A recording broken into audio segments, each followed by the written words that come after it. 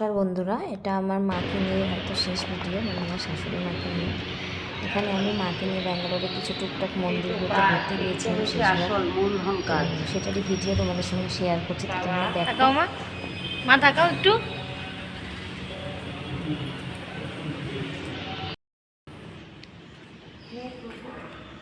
দেখা হয়ে গেল, আমরা তো ফিরছি এটা এখন। বুল টেম্পেলে গেছিলাম ব্যাঙ্গালোরে, তারপরে গেছিলাম চলো এদিকে আমরা চলো, হচ্ছে একটা শঙ্করমোচন হনুমান ওইদিকে মন্দিরে। চলো।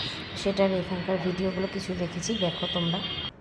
সংকট মোচন হনুমান মন্দিরে গিয়েছিলাম আমি আর মা, হাঁটতে হাঁটতে হ্যাঁ কত অনেক কষ্ট হচ্ছিল বলো মায়ের, টাটা। তবুও মাকে নিয়ে গেছিলাম কারণ মন খারাপ তোমরা হচ্ছিল দেখলে ঘরে এই বসে যে থাকতে, মন্দির।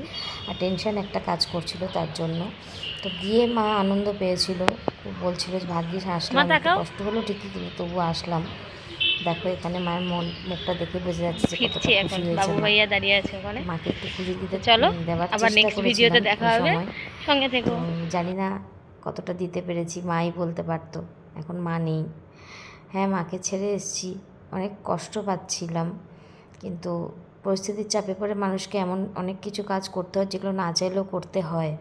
তো যাই হোক, আমার মা মা জানতো মাকে আমি কতটা ভালোবাসতাম। তো এখানে মায়ের সঙ্গে কাটানো কিছু মুহূর্তের ছবি দিয়েছি তোমাদেরকে দেখার জন্য। দেখো মা আমাকে কতটা ভালোবাসতো, আর এখানে মা আমরা যেখানে থাকতাম বোম্বের, সেখানে সবার সঙ্গে কতটা কীভাবে আনন্দে সময় কাটাতো সেটারই কিছু ছবি তোমাদের সঙ্গে শেয়ার করি।